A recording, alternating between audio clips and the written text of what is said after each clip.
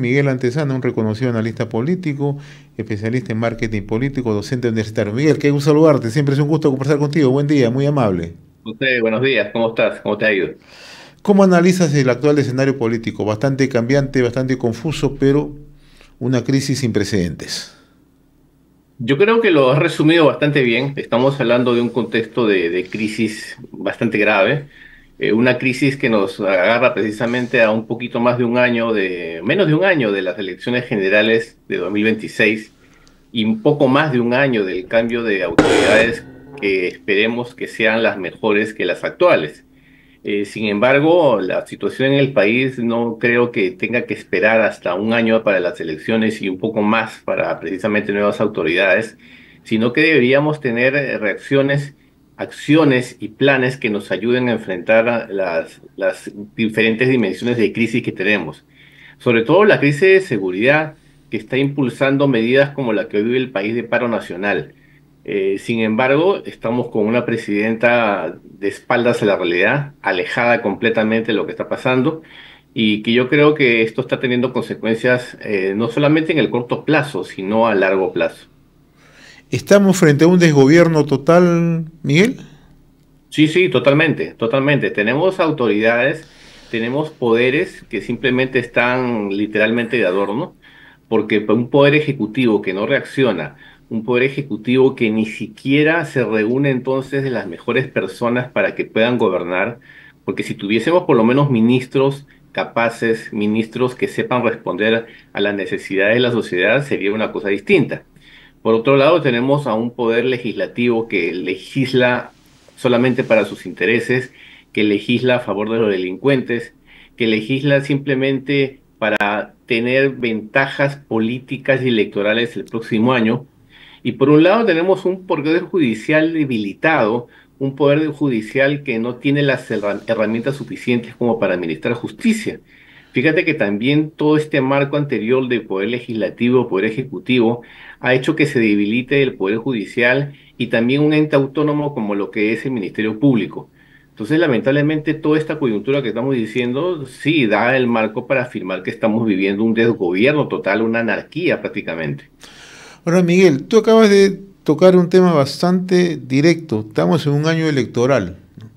¿Cuál va a ser el tránsito político, lo que resta de la gestión de Dina Boluarte, Ejecutivo, Congreso, entendiendo que agrupaciones políticas han estado respaldando las acciones del gobierno de Dina Boluarte? Y lo cito con nombre propio: Alianza para el Progreso, Fuerza Popular.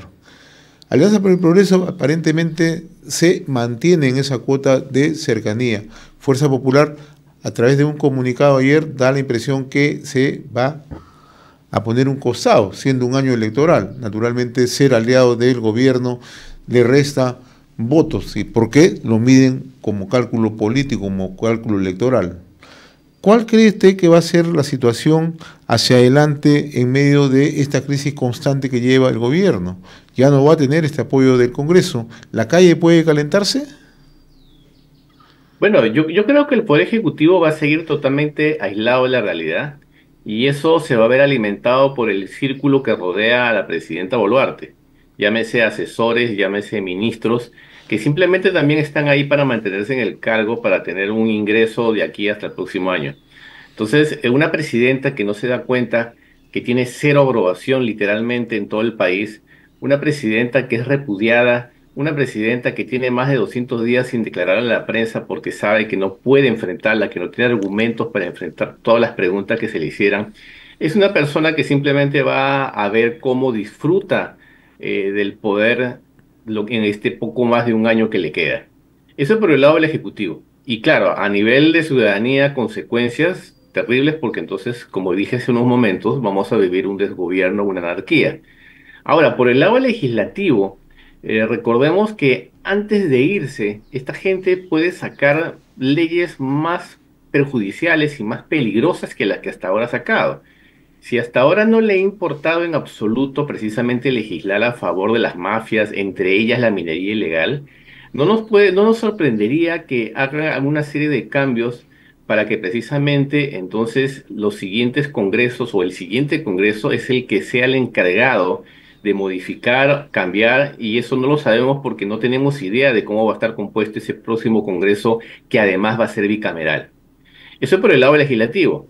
Pero por el lado de los partidos políticos, como tú bien has mencionado, van a comenzar a ver los distanciamientos, van a comenzar las épocas de hipocresías, que llamo yo en campaña electoral, y el primer partido hipócrita en esta campaña va a ser el Fuerza Popular.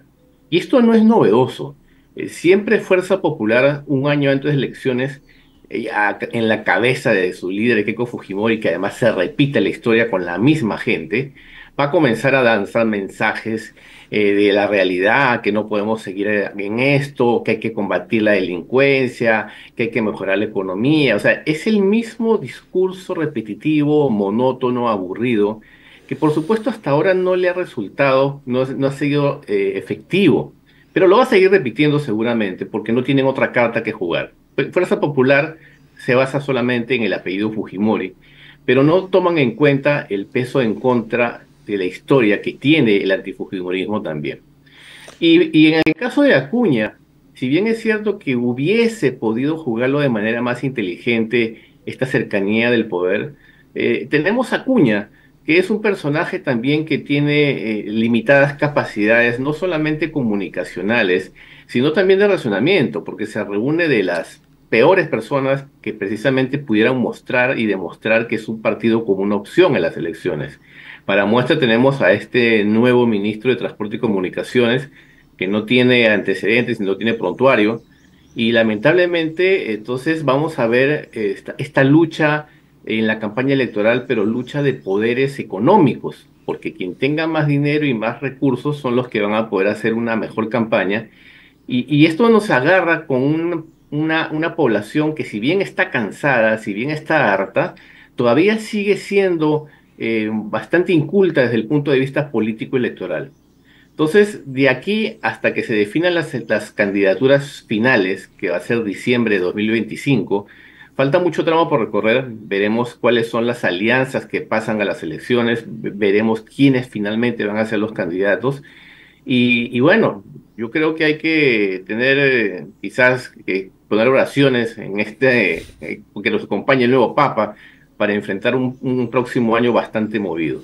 Así como están las cosas, Miguel, se puede estar incubando unas próximas elecciones donde el elector opte por las alas duras, sea de izquierda o sea de derecha. Ciertamente, ciertamente que el desencanto cuando existe en la población suele mirar a otros lados, y esos otros lados incluyen los extremos. En el caso de opciones como Humala, en el caso de opciones como Rafael López Aliaga, que fíjate que están en los extremos. En el caso de López Aliaga, un extremo de derecha conservador, un extremo de derecha anacrónico, que precisamente no en ningún país del mundo está en esa onda extremista. Y por el otro lado de Antauro, que es una mezcla extrema de nacionalismo que pareciera izquierda, pero también es una mezcla rara de cosas, porque no hay ideología en realidad, hay simplemente ideas sueltas de ir en contra de todo. Se convierte en una opción para el electorado, precisamente por ese hartazgo, por esa desconfianza, por esa desilusión de los partidos políticos tradicionales. Esos extremos suelen ser inclusive mucho más peligrosos que la opción actual. Ahí es donde precisamente aparecen estos liderazgos nuevos o liderazgos emergentes, y digo el liderazgo con, entre comillas, porque no necesariamente es porque sean las mejores opciones, sino porque se convierten en los males menores, que es lo que nos ha pasado en lo que va del siglo XXI en el Perú, que elegimos el mal menor o votamos a favor de alguien, pero en realidad es en contra de alguien, porque llegamos a segunda vuelta con Keiko Fujimori, y bueno, la otra opción se convierte en el peor es nada. Finalmente, Miguel, tú eres un experto en marketing político.